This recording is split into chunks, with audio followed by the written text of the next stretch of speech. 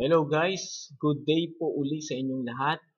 Ah, kanina po nakita po natin yung tutorial kung paano po natin i-convert yung MRP to T-credits. Kaya kung napapansin po ninyo kanina, 0 po ito. So meron na po diyang 2 credits. So nakapag-convert na po kasi tayo ng 2 times.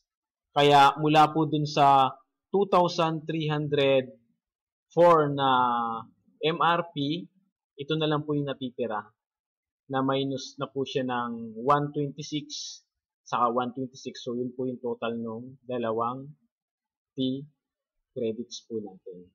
So, kagaya po ng atin pong ipinaliwanag nung nakaraang tutorial, kaya hindi po naging green yung dalawang button po natin. Pakita ko lang po sa inyo po muli. Balik po tayo dun sa SFI Affiliate Center. So, ito po, pansinin po ninyo, meron na po tayong 2 credit po dito. Tapos meron pa po tayong remaining na 2,052 MRP. So, back to SFI Affiliate. So, ito po yung daily task po nating ginagawa o daily action na magawa po nating green yung lahat ng red. So, ang natitira na lang po diyang red, ito pong Eager Zebra saka yung price fender. So, kung mo nangangailangan nga po ito ng T-credits, so, pwede na nating gawin ito ngayong green dahil meron na po tayong T-credits. So, click lang po yan.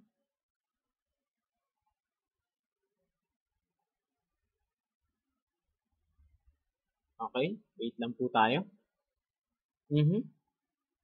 Okay, yan. So, ayan po, yung action happening right now. So, ibig pong sabihin, ito po yung nakabed po ngayon. Yung mga products po natin, makukuha po natin sa mababang halaga sa pamamagitan po ng pag-bed po natin. Ayan po yung nakarun. Ayan. So, mamimili lang po kayo dyan sa mga produkto na yan kung alin po yung sasalihan po ninyo. So, sa kasalukuyan, yan po yung naka-bed. So, i-click nyo lang po. Alin ba yung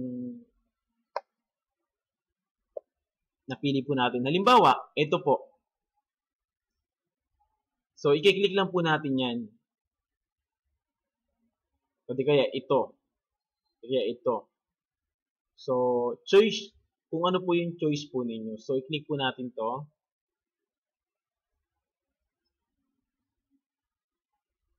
Okay, yan.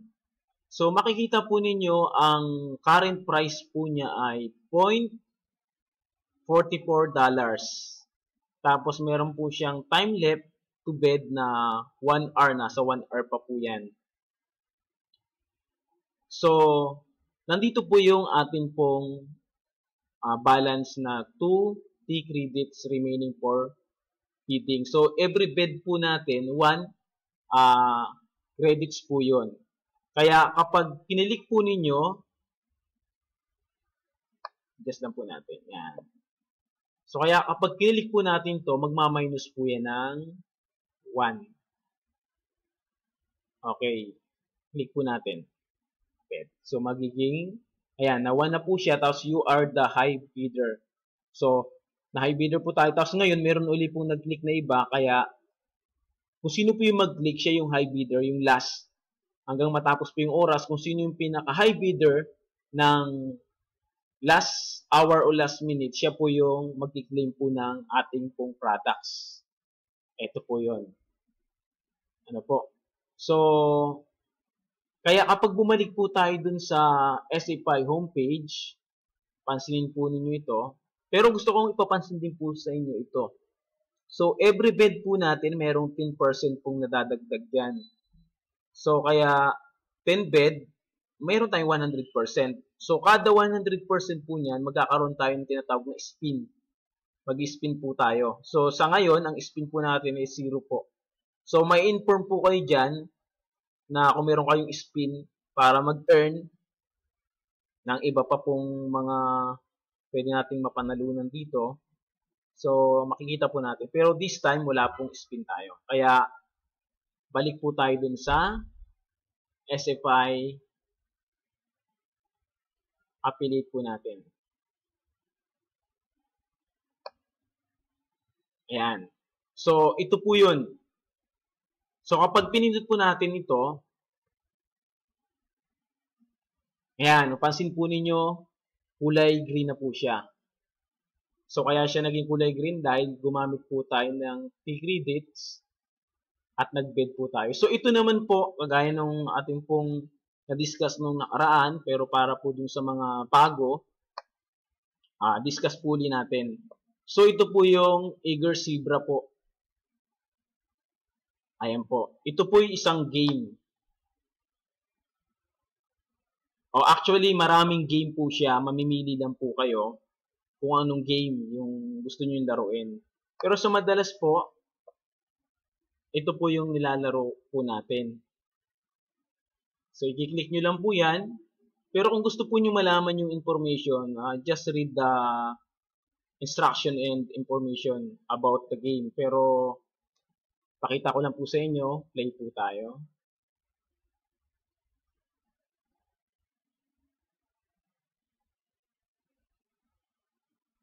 Okay, wait a minute. Yan. Eager Zebra Card King.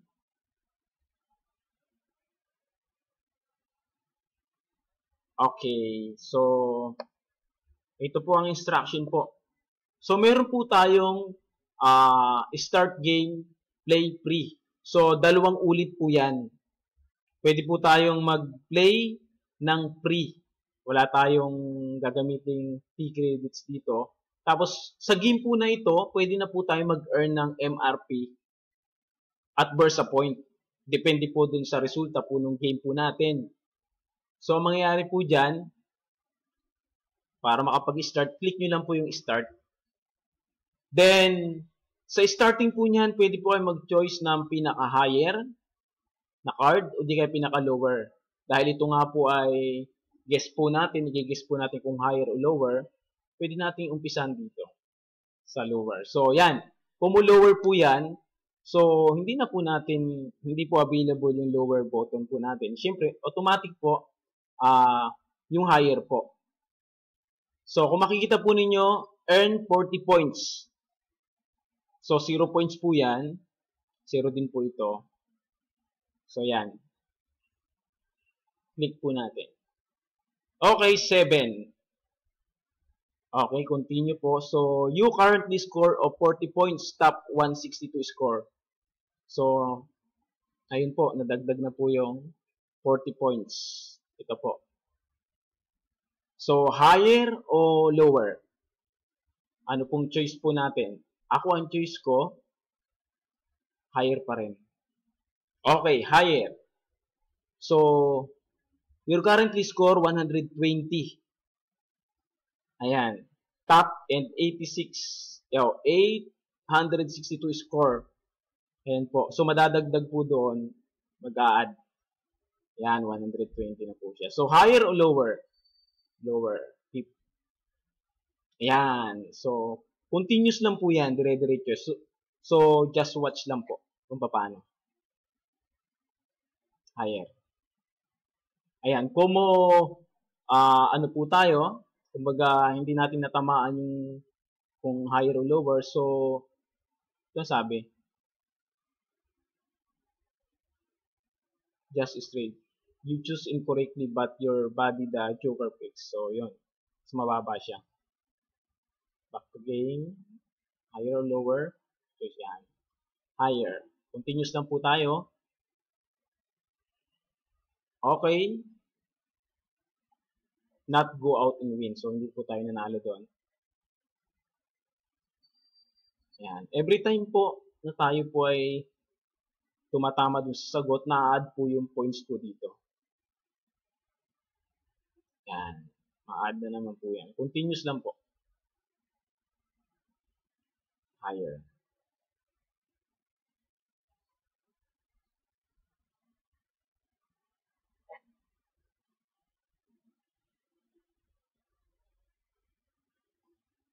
Lower.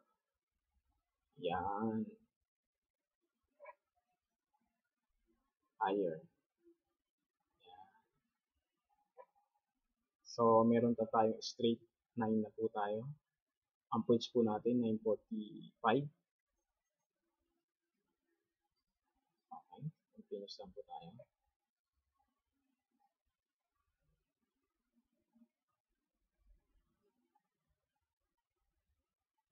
Okay. You currently score 1,040 points. Yan. Higher, lower? Lower. Wow! It's correct. Continuous lang po tayo. Higher, lower? Higher. It's correct. Continuous. So, habang tumatama po tayo dyan, tumataas po yung ating score. Oh! Return to game. Higher. Yes. Kaya, enjoy po ang pagsali po sa SFI. So, actually, marami pong mga senior citizen po natin, yung mga retired na mga nagtatrabaho natin, mga kapwa-tao, ito na po yung pinagkakaabalahan po nila.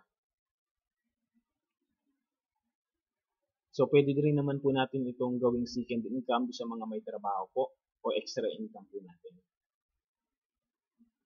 So, continuous lang po ang game po na yan.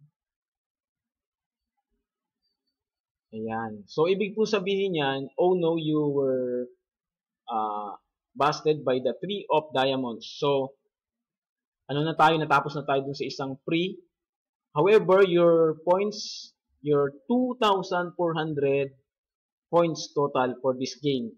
So, play again para po dun sa pangalawang free. Sabi ko po sa inyo, dalawang pasada lang po yung free po natin dito. So, pangalawa na po ito. Once na matapos po natin ito, okay. Higher, lower, continuous na po yan. Higher. Oh no. Okay. Higher. Yes. Lower.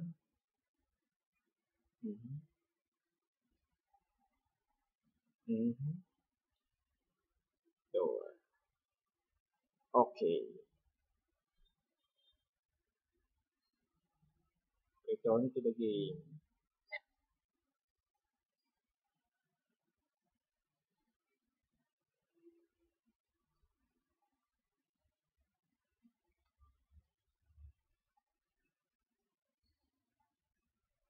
Okay.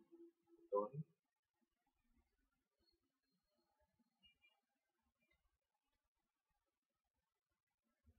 Okay. So, ibig sabihin yung free po, natapos na po natin. Pero, meron po tayong 940 points dito po sa pangalawang game po na ito. So, kapag kinilik po natin ito ngayon, hindi na po siya free. Click po natin. Ayan. So, nangangailangan na po siya ng 1 credit to start the game. So, meron tayong isang credit na natitira. Pwede natin gamitin po yun. Ito. 1 credits.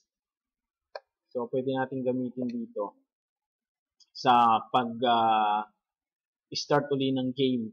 Kapag natapos po na yon, yung button po natin na kulay red, magiging green na po yun. Kapag natapos po natin itong game po na ito. So, ito po yung binabanggit ko po sa inyo. Ito. So, sa ngayon kasi red pa po yan. So, tatandaan nyo lang po na kapag naging red, naging green po yung lahat ng red, meron tayong plus bonus daily grant entry for all 12. 12 po lahat kasi yan.